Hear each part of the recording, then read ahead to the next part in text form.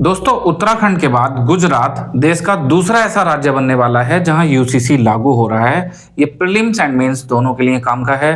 समझते हैं गरिमा मैडम से। जी, सबसे पहले हमें समझना होगा कि ये यूसीसी क्या है या समान नागरिक संहिता क्या है। तो देखिए, जब अंग्रेजों ने भारत में सत्ता कायम की तो उन्होंने शासन के नियम बहुत स्ट्रेटेजिकली तय किए। उन्हें पता था कि भारत में जो पारिवारिक मामले हैं उनमें धर्म का हस्तक्षेप है और अगर ये वहां दखलंदाजी करते हैं तो इन्हें जनता की ओर से विरोध का सामना करना पड़ सकता है।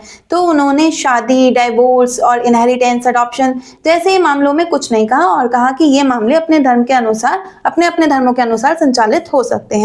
इसे कहा गया डिफरेंट सिविल कोड, है ना, कि सबके धर्मों के अलग अलग सिविल कोड है।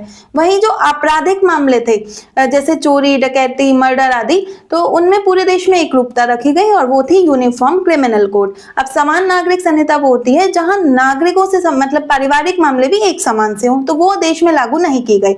अब आजादी के बाद क्या होता है? आजादी के बाद जब संविधान निर्माता संविधान का निर्माण कर रहे थे तो उस समय भी देश नाजुक हालातों से गुजर रहा था और उन्होंने उस समय भी पारिवारिक मामलों में धर्म के हस्तक्षेप को हटाना उचित नहीं समझा।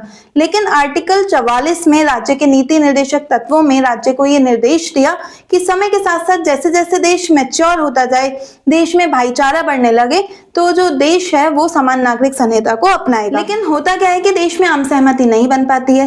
लेकिन साथ ही में जो कॉन्करेंट लिस्ट है, समवर्ती सूची है, उसकी एंट्री 5 जो है वो राज्यों को भी ये अधिकार देती है कि वो राज्य में समान नागरिक संहिता को लागू कर सकते हैं। तो उसी आधार पर 2024 में उत्तराखंड ने अपने राज्य में समान नागरिक संहिता लागू की थी और अब गुजरात ऐसा दूसरा राज्य बन गया है जो समान नागरिक संहिता का बिल वहां की विधानमंडल से पास हो गया है। यह जो बिल है वो जस्टिस KS झावेरी की कमेटी पर बनाया गया था। वो कमेटी 2022 में बनी थी। अब इस बिल की कुछ दो चार मुख्य बातें हैं जो आपको ध्यान रखनी है। इस बिल में जो बहुविवाह है उस पर पूरी तरह से रोक लगा दी गई है। जो लिव इन रिलेशनशिप होता है उसको रजिस्टर करना अनिवार्य कर दिया गया है और जो बेटा बेटी हैं उनको संपत्ति में समान अधिकार दिए गए हैं। और यहाँ एक बात को जानना आवश्यक है कि जो शेड्यूल्ड ट्राइब्स हैं उन पे ये यूनिफॉर्म सिविल कोड लागू नहीं होगा। जी, तो इस मुद्दे पर आपकी क्या राय है, कमेंट बॉक्स में जरूर बताइए। आज इस वीडियो में इतना ही। जय हिंद, जय भारत।